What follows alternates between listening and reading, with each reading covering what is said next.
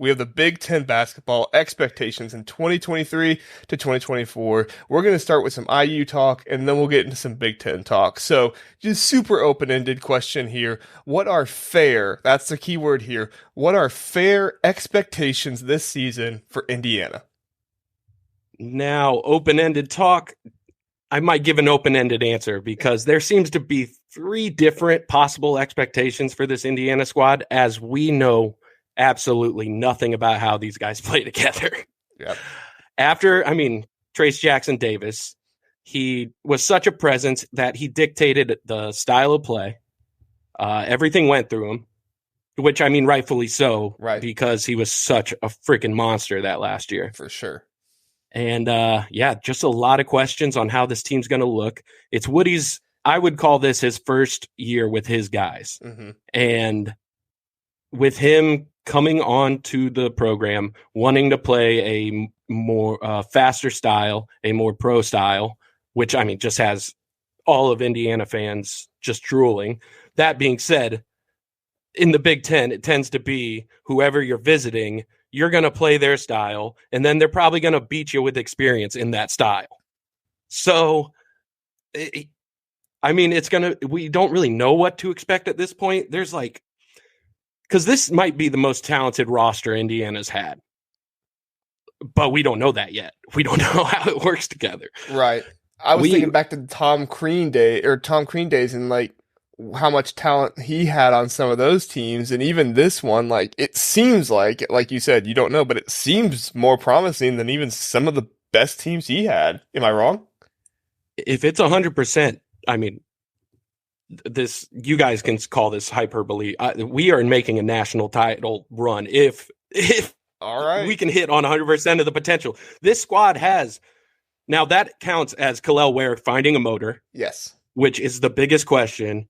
And if we hit on 50% of the potential of this squad, and that's Malik Renew, by all measure. If you've seen a picture of his games in the offseason, this guy looks like he has been dipped into a vat of gamma radiation, and he's ready to just take the floor.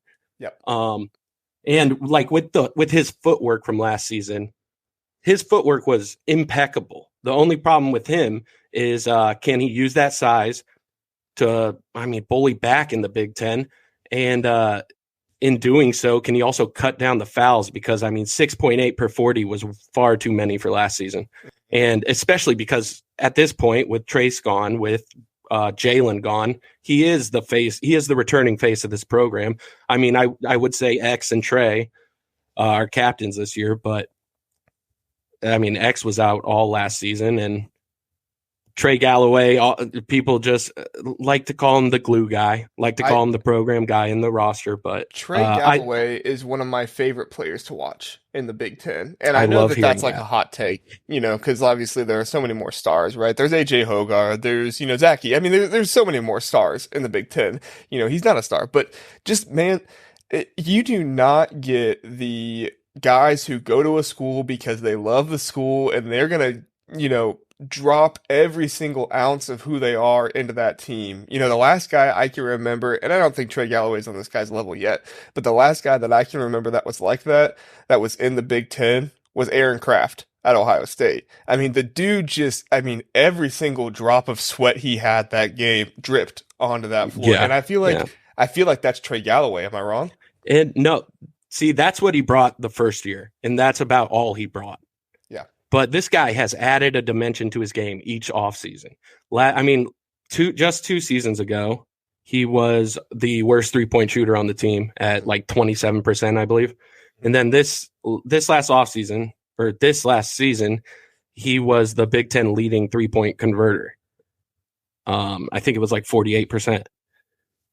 And this guy just seems to be able to find an extra tool each offseason. And if he is able to somehow generate his shot and keep that high percentage shooting, watch out. He's going to make a splash this year. Now, is it fair to say that he is going to be starting with Xavier Johnson, the 1 and 2, right? Yeah. Okay. That's what it looks like by all measure.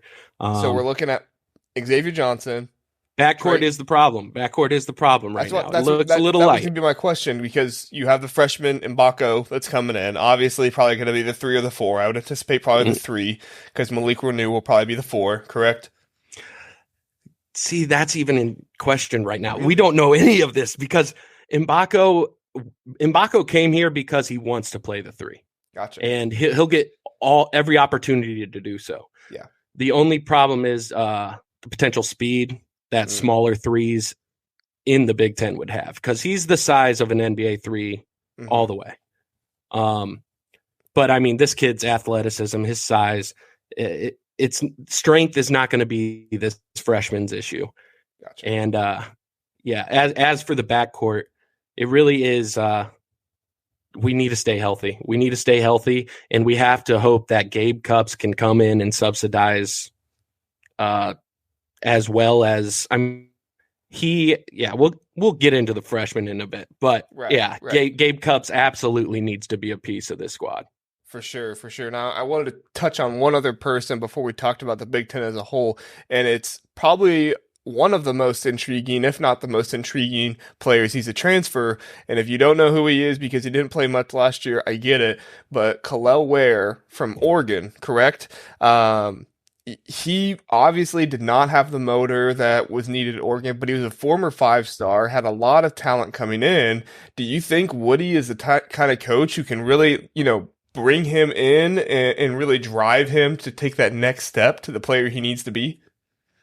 Look at the guy Archie Miller brought in to save his job. Trace Jackson Davis. Trace Jackson Davis always had the skill. Mm-hmm. He had the touch around the rim. He had all this. He had the IQ. But Woody unlocked something in him. Mm-hmm. His time under Woodson, those games, like I would point to probably both Michigan games just first. His ability to win those through sheer will, which if you watch them, a lot of our wins this season was Trace just winning through sheer will and tenacity. Right. Both Purdue wins as well. And that was never the case before. Yeah. So, I mean, of course, it is different for fourth year compared to Kel'el Ware in his sophomore season. Right. But if there's one guy that can do it, I mean, Woodson has given us the evidence in Trace Jackson Davis. Yeah, for sure. But I want to get back, because if anybody's listening to how I said national title, I bet they are pissed off. Guys, that is me talking and the max potential being hit, because this Indiana squad has 2 of its 3 highest recruits of all, like, since they've started tracking, since people have been getting paid off tracking these guys. Right. So you're saying ceiling, obvious, if everything goes right, everything happens right, ceiling, national champion. What's the floor here? What do you think about, like, worst case scenario? Where do you think you are? Now that ceiling is based on CJ Gunn hitting an appropriate sophomore jump, because we'll need him to relieve Trey. Right. Or just absolutely play a role in this backcourt. Caleb Banks making a step in that. Caleb Banks is such a high motor. Mm-hmm. It's almost to a detriment for him last season, where he was almost moving too fast for his feet to stay under him. Right. And if he can somehow get the ball handling down a little more, I mean, everybody talks about the sophomore step. So I'm just, if a lot of our sophomores make that step, Malik Renew, CJ Gunn, Caleb Banks, and we can also just get the absolute best out of these newcomers. This is the most talented squad, the most set up for success, because even though Trace was a monster, right, we had a ceiling with the play style we played with him. Yep. That's what I was going to bring up with Trace. I mean, obviously, every Hoosier fan loves Trace, right? Oh, he's on the Mount Rushmore now. Exactly. He's leading like 14 different records now. Exactly. But I think you hit the nail on the head. You know, there was a certain play style you had to play with a guy like Trace on your team. You know, now if Trace was over at, say Duke or, Kentucky where they have tons of 5 stars, then maybe you don't have to do that exact same play style. But for Trace, you had to play around him with the talent he had around him like that. And I think you're right that if you have some of this more talent, you aren't stuck in one play style kind of like you were with Trace. And I think that's been the Big Ten's issue a lot of times is they kind of have teams that get stuck in one play style. You know, UConn last year showed that they could beat you in almost any way you wanted to play against them, right? It was the Big East teams that had the best success against them, but like pretty much any play style you had, UConn could match and UConn could beat you in, right? Yo, absolutely. But like the problem with the Big Ten is I think whenever anybody experiments, whenever anybody looks to run, the rest of us just beat the hell out of them and tell them to quit it. Yeah. And that's like that's the thing. Coaches like Chris Holtmann and Greg Gard and Brad Underwood, like they don't want to try to experiment with that because guess what? Those fan bases are rabid and want those guys out if they finish lower than 4th in the Big Ten. Yeah, Wisconsin, sorry to them. Like they truly will bring you down to their style of play and beat you with experience. Like that's what they do. Yeah, I mean, if you try to play anything else in Wisconsin, they're just not going to let you do it, No. So I guess this is a good lead into my other question I had about expectations because we started with Indiana, and now we're getting into like the larger scope of the Big Ten. From you looking at it from the IU angle, are there any teams in the Big Ten who can kind of break this curse of not really performing in the tournament? Obviously, we're a very deep league. Obviously, there are a lot of good teams in it, but no like super great contenders. Are there any teams this season that you could see who could kind of break that mold and really get to like an Elite Eight, Final Four, maybe even the national championship? Okay, since I already pitched the Indiana pipe dream, which guys, I rationally think that we are 3 through 5. That's where I'm hoping right there in the mix. That's I think a safe expectation for this squad, and that's a good performance for the team too. Like, yeah, that's not exactly. Bad. I'll hang. Yes, successful season. But as for who I think is going to make the squad, I mean, make the deep run in March, a Tom Izzo team with expectations is pretty. I mean, that's the Big Ten's greatest shot, right? Yep. Yeah, that's exactly what I was going to say too. Because I mean, if Purdue's not going to do it with Edie and Ivy, I don't know who. I don't know.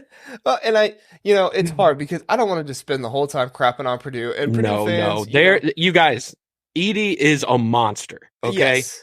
Edie is a monster. I hate on the national level. I just want to say I hate all the shine that Hunter Dickinson gets because he was not even the third best center in this. He wasn't the third best center. Cliff Amore, that dude muscled him so hard. Like all season, Cliff Amore was more impressive. And Zach Edey is the top of the mountain right now. He is a guy who dictates the style of play, and his style of play is dominate. I mean, luckily, Indiana had the answer twice last year. Right. So, I mean, as far as the overall standing expectations for me, I expect Purdue to be at the top because I don't expect anyone other than us to have another solution for that. Right. And even IU this season, it's going to require a Kalel Ware. It's going to require some of these big men to have a TJD performance in order to beat Purdue. I mean, I'm with you, dude. Purdue, I look at them and I say, there's almost no way they don't win the Big Ten. It's going to take a Herculean effort from somebody else and some really bad luck for them to not win the Big Ten. But yeah, absolutely. I don't feel super confident with them in the tournament. Prove me wrong. Please do prove me wrong. I want a Big Ten team to do well in the tournament. But I just have to see it. It's been 3 really hard tournaments for Purdue fans to go through, and I feel you. I'm sorry. I'm not trying to dog you, but I have to see Matt Painter get far and do more. And if he's going to do it with anybody, it's got to be with Zach Edey. Those young guards need to do better with some ball control and need to be able to get up the court and give the ball to Edey without turning the ball over like they did in the tournament. So, and a lot of that was freshman guards. And look at me in my objective pants, guys. I'm telling you, Purdue, those guys they deserve all the praise that they've been getting. They do. Yeah. So that's the last I'll. My younger brother's Alpha Sig at Purdue right now, and You heard it here first on the Big Ten Huddle. An Indiana fan giving some praise to Purdue. So anything can happen here. So, all right, let's move on to our next topic. So if